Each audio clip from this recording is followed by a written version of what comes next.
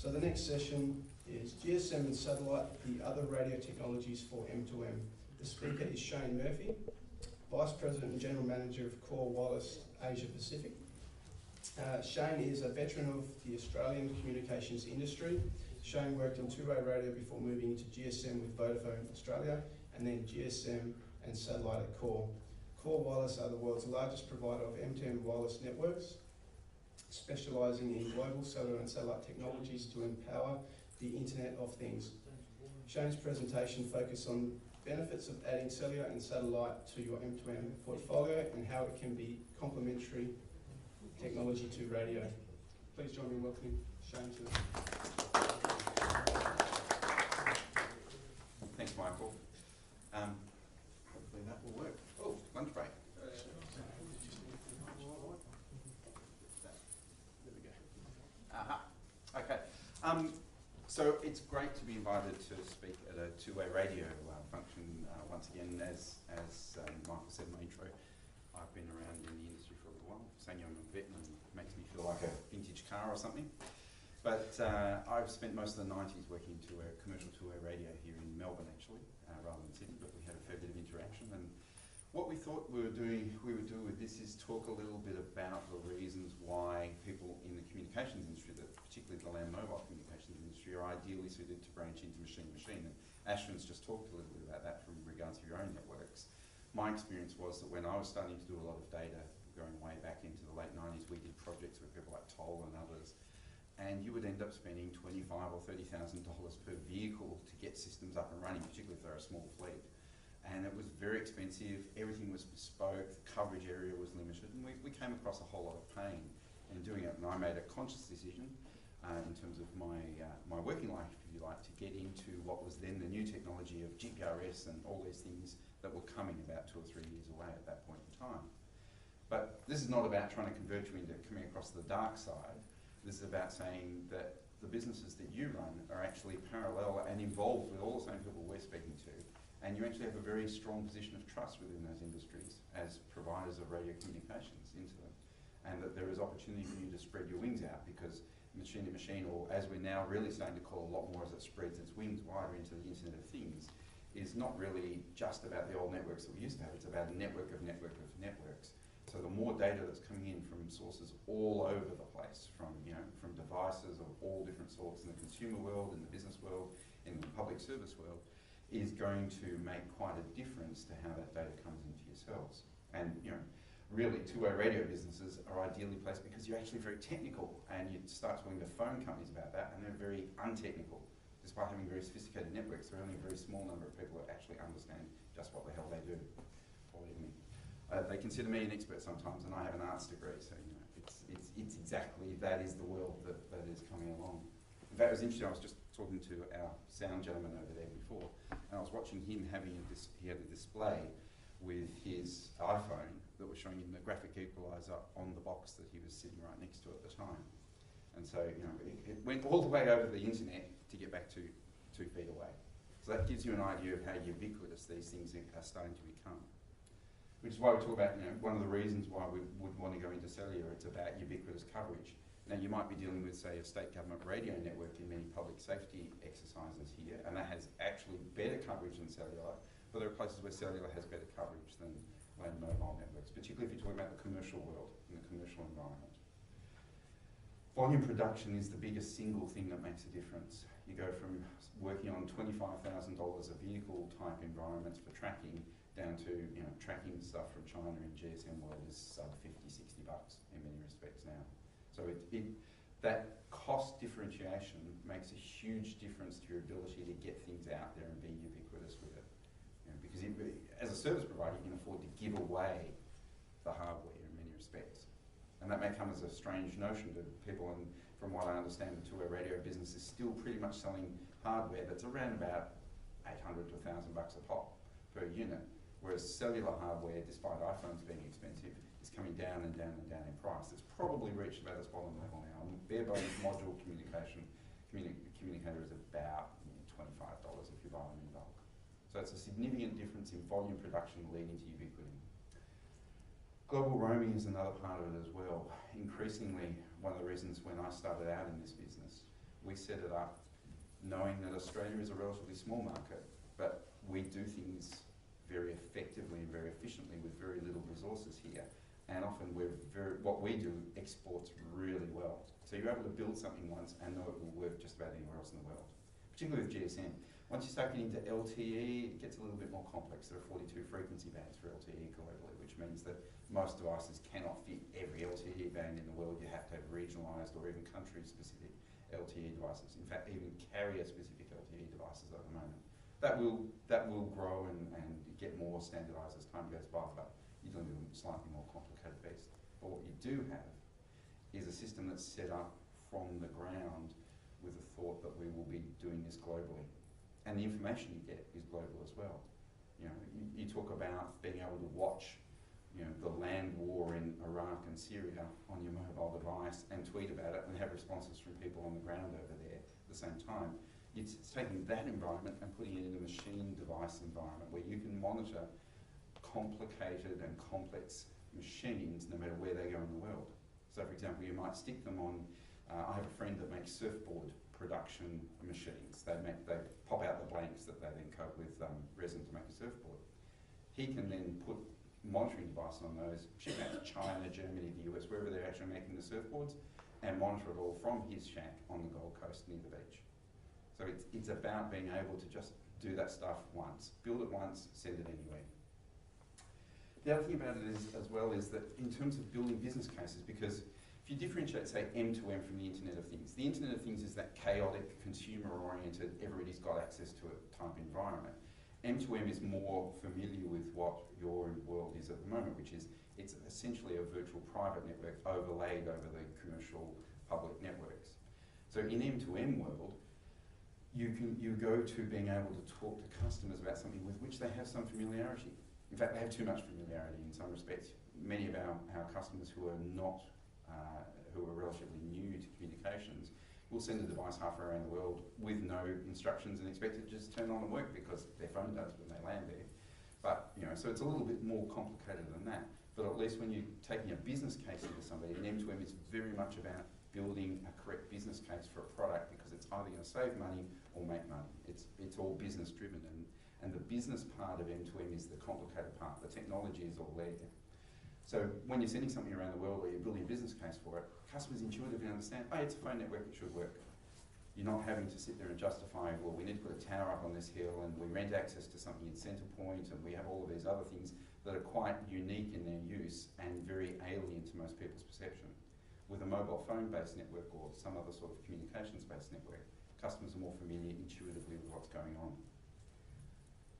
And it's IP-based at its core, and that's really critical. I just caught the last couple of slides what Ashwin was talking about, but IP is machine language these days, and everything else is going to be subservient to that to some extent. You can talk serial, you can do all this other stuff, but ultimately IP is the easiest way to address everything. And as we eventually move into an IPv6 world, although the carriers and everybody else are delaying it as long as they possibly can, that's going to become even more the case where every single device has an IP address.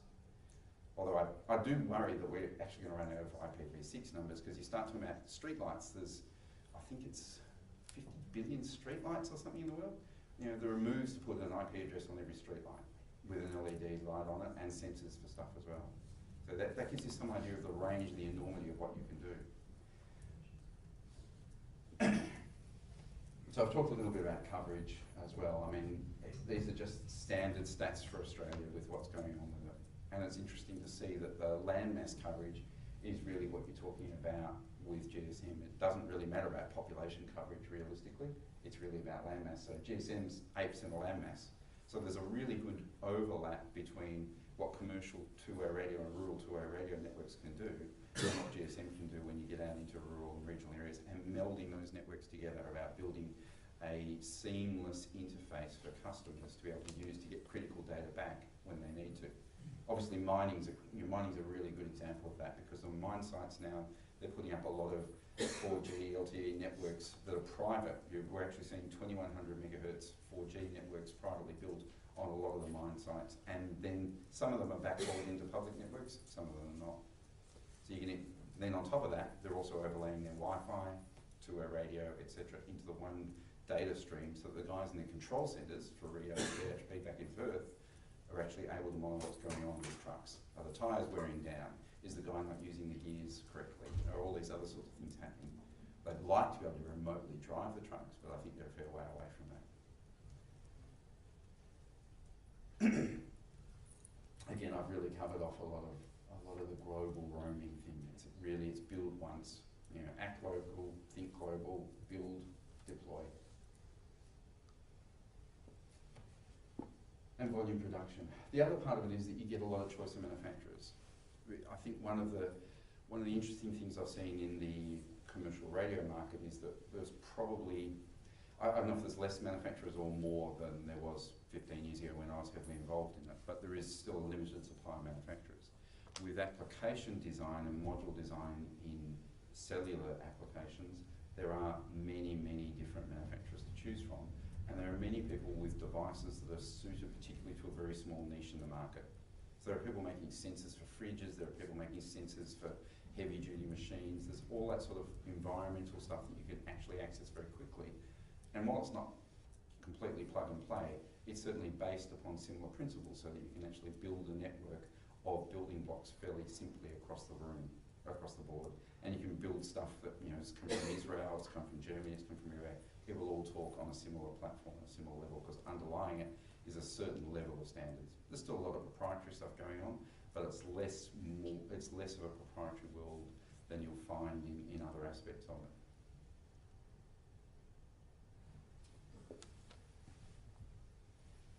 And again, I think most of this stuff everybody knows. I think the other thing that you're maybe not aware of is the way that different networks are being phased in and out around the world. The reality is that GSM 2G networks will probably be available within Australia, Europe, most of Asia until early to mid-2020s. Many networks have signed specific agreements with very large customers to have those networks available specifically for machine-to-machine comms right into 2024-25. In other areas, such as the USA, some of the carriers are actively turning down their GSM networks at the moment.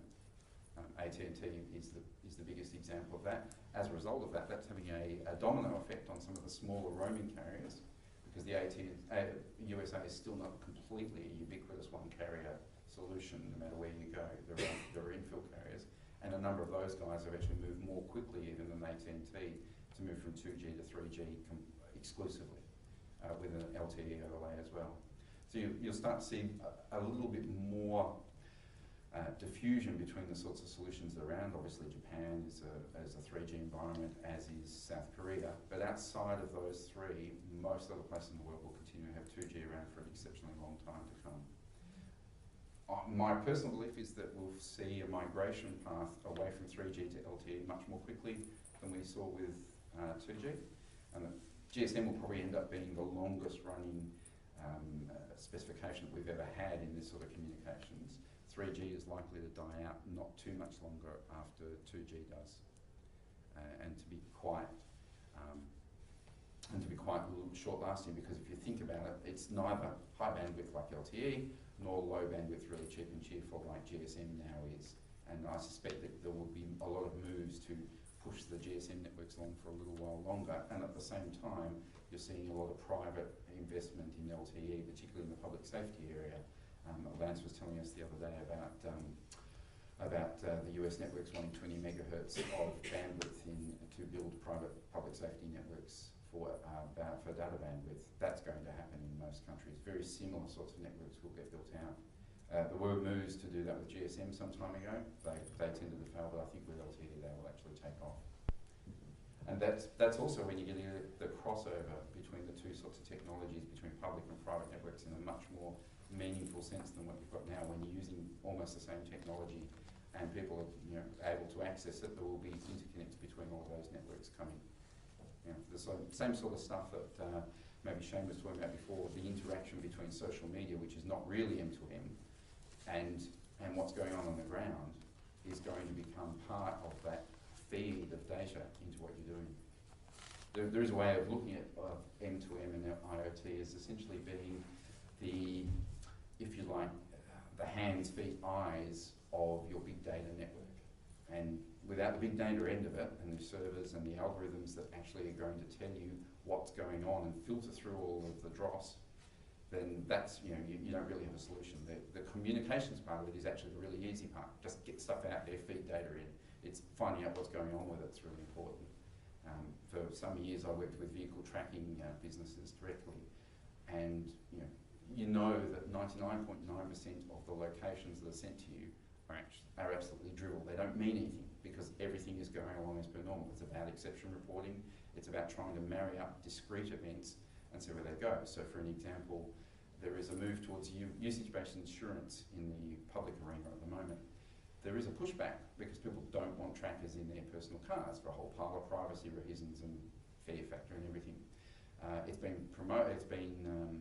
suggested that one other way to provide almost the same amount of information is to measure people's input into their car, which is to measure their petrol usage.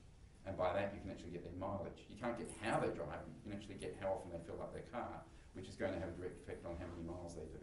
And you can still derive about 90% of the underwriting information you do as an insurer as from putting a direct thing in their vehicle. Instead of putting 10 million things out in cars, you're only putting a couple of 100,000 things in petrol stations, but everybody has to have then a card that they tap when they fill up. With, say, electric vehicles, that's already happening because if you will have seen some of the power charging stations around in public car parks and other ones around, we deal with a couple of those guys, and they are set up in a very interesting business model because they do not charge you for using the charging station. But what they do is you connect with the charging station, it tells your power company that you're using power on your home power bill, and it adds it to that, and they send you out a swipe card for that purpose. So one of the things I'll keep coming back to is it's about the business model with any M2M application and how they're going to work. You've got to follow the money and see who's actually going to pay for these things, in whose interest is in it, and where is the money going to come from. In health, it's pretty simple. If the medical insurers won't pay for a device, it's not going to get anywhere basically, because nobody else has got any money. But in vehicle tracking and those sorts of things, it's again fairly simple, and it's probably the most proven business model because there are so many different offshoots and applications. It's the most mature part of the technology really these days. It's driver efficiency, where they're going, all of those sorts of things all come out of the vehicle tracking information. But in a lot of new areas, what we don't know is what the impact of, say, consumer heat mapping of actual traffic combined with listening to Twitter feeds and other information is going to have on both building design, where you put subway stations, where you do a whole lot of other things as part of your city planning, as much as in specific M2M design on what's happening with who's going to use this facility on that day and what did they do with it. So sort of getting back onto cellular as opposed to two-way radio, it has its limitations like any other technology, and that's why I keep saying that M2M and IoT is a network of networks, more so than anything, and much more subject to the rule, the increasing rule. I can't remember the name of the rule, but the efficacy of a network is really determined by the number of points on it and how many people it interacts with, and that's why this is rapidly becoming bigger and bigger and bigger. We're now actually seeing, there's an investor mag in the US called Motley Fool or something, they're now saying buy Internet of Things stocks, buy Internet of Things stocks. So I'm hoping it's not becoming a bubble, because that's the last thing that anybody wants in the industry. You want it to have continuous spectacular growth without getting into bubble sort of scenarios, with Apple starting to release health kits and home kits, and Google buying people. In fact, Google's just bought into a satellite company that has high enough resolution in the commercial sector to actually be able to tell if you're home or not on a real-time, every hour sort of basis. So that is a huge change to privacy implications from that. Google just wants all your data. Apple wants to own the hardware in your hands, and Microsoft wants to own your corporation. It's a really interesting phase coming up in this at the moment. And I'm a bit worried about do no evil. I think it's gone out the door. Anyway, limits of cellular. Voice. You don't want to have anything to do with voice communications. I know voice communications over a two-way radio is the absolute core of your value proposition. In cellular, it's a pain in the ass, because if you want to run M2M businesses, you actually have to operate on a basis that you don't want every customer ringing up to complain about their bill or their problem or this. So it's about having a one-to-many relationship with your customers. And so you want to have one customer with 1,000 devices, none of them who use voice, hopefully. So, and in all the time we've been doing this stuff, everybody says, yeah, we need voice for emergency, this and the other. Nobody ever actually uses it. You know, it's almost never used, thank God. But it is, we would say, keep away from voice. Cellular doesn't have quite the immediacy of two-way radio, group communications, all of that sort of stuff is not good. It's only for data. It's very specific rules about who can communicate who and what goes on with it. You can't send a message out to it unless it's on air. You can't send a data message out to it unless it's not only on air, but it's actually created its own data session. So there's a pile of different rules about how it works, and it's one of the reasons why GSM, cellular, 3G, etc. is often superior to, say, a Wi-Fi network for Internet of Things at the moment, because Wi-Fi has very limited ways of communicating. If it's not connected to a Wi-Fi network, there's no way to wake it up. You can't find it via SMS. You can't do other things with it, which you can do with cellular. You can do different things with two-way radio as well. There's no dedicated bandwidth. There's huge amounts of contention. As anybody who uses a USB stick at 8:30 at night knows, that's going to be the case. LTE is beautiful at the moment. It won't last. You know, by its very nature, it's a public network. It will have contestability. QoS is not really commercially available. There are instances in which it will be given to public safety organisations, but they're not the norm, and I don't think they ever will be the norm. So public safety will still have its own networks, but there's a crossover between it. So you have to be aware of what you're using it for. If it's life and death, it may not be the right application for it. Ongoing costs, we say that that's a limit.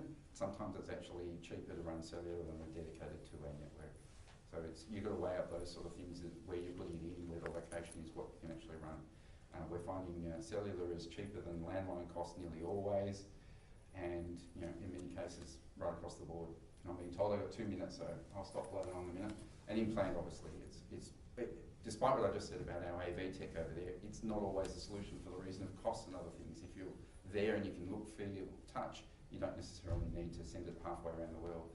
And often your data is going around the world. 1 minute on satellite. Satellite's next step up. Satellite's much more like radio communications. However, satellite is now becoming more like 3G in the sky. You know, Inmarsat essentially runs 3G in the sky. Iridium runs a sort of half-bastardised version of CDMA in the sky. These sorts of things are starting to make more of an impact, and their price is coming down. Whereas satellite used to be, say, 1,000 times the price of GPRS type data, it's coming down to, you know, a couple hundred times the cost. And the hardware cost is coming down to reasonable pricing, comparable with land mobile radio pricing for hardware. So it really is a really strong alternative for people just going out into outback areas on occasion, because no terrestrial network's going to cover everywhere. It's not real good inside buildings though. One of the reasons we talk about this as well is that in terms of partnerships, I'm not saying stop doing two-way radio and all that. I'm not trying to proselytise that. What I'm saying is there's roles for all of this, and you can have a part of that cake. One of the nice things about having ongoing costs in cellular is there is room to partake in that on a revenue share basis. So it provides an ongoing income. One of the reasons that really got me into this as well was that I used to run radio sites as well as just selling hardware. And that was always the part of the business that made us the most money every month, because hardware sales goes like that, you know, ongoing costs go like that. And that's how it works. And so this is a way to find another underlying revenue stream for your business that can keep going no matter what happens. And it gives you a bit of pain relief as well, a bit of, you know, able to expand the services that you offer your customers, because you are a trusted source of information in many cases for a lot of those businesses out there, because you've been dealing with them for a long time in many cases as well. I think that's fairly obvious. You know, what we're saying is there are different ways of looking at this. There's roles for every part of the communication spectrum. We're even now with satellite, we deal with 2 or 3 different forms of satellite comms that on the surface look very, very similar. But when you get down to the nitty gritty, one's really good at 30 kilobytes a month, one's really good at 150 kilobytes a month worth of data. And that makes a huge difference the way you deploy them, makes a big difference to their cost structures as well. So it's about being really accurate in what you want to do. The devil of M2M is in the detail always. This level always looks really simple and clear. Getting down into the weeds with it is where you make your money or lose your money. Thank you. I'm unfortunately not going to be around, but you can contact us and we'll send the PDF out as well. But thanks for listening and really appreciate it.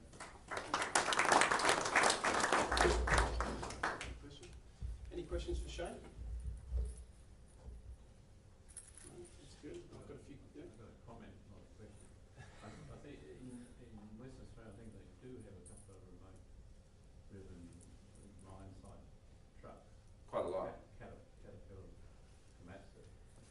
Rio Tinto are using Komatsu and BHP are using Caterpillar. Yeah, they are doing it, but they're the word I get is that it's not. They're a bit scared about it still. Your It's not comment was that they're not going to be remotely controlling them at the moment. They're using automation, so they're working by themselves. It's all planned out with the mine models and they move around. Yeah, yeah. All right. So your comment was that the bandwidth isn't there through the networks. Well, I think nobody can guarantee. The problem with all these networks is, really you can't guarantee absolute complete uptime. Commercial cellular networks have, outage times every month, every week. And that's why you've really got to plan out what your strategies are for multiple overlay networks. And it may be that one of the reasons for using this is to have it as a backup for when you're doing maintenance on the networks that you privately supply. Got a quick question.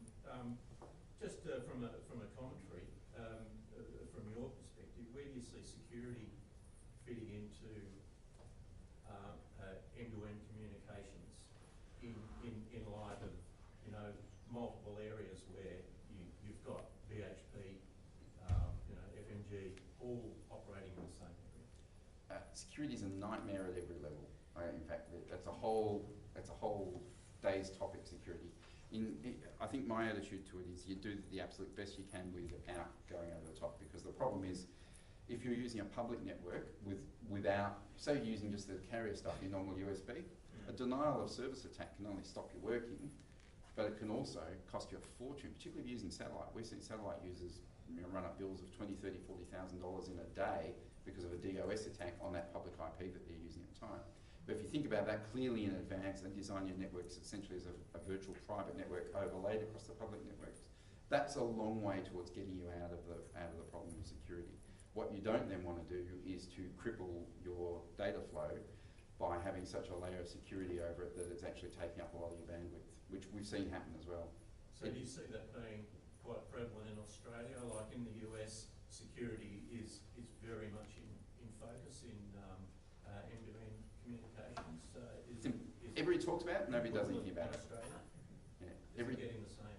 It's the same thing. Yeah. We all talk about it, but realistically, nearly every application I see out there doesn't actually factor in security of any great extent, because what most applications that we see are not absolutely mission time critical. They've got a little bit of leeway. So I'll say, we're only sending bits and bytes across the internet. We don't care. And to anybody else, it means nothing until something happens. Yeah, you do care who's on your network. Yeah, that's right. Well, you do care who's on your network, but that's why you use VPNs. But we're still seeing people who don't want to use VPNs because it's too hard. Cool. Thanks for that question.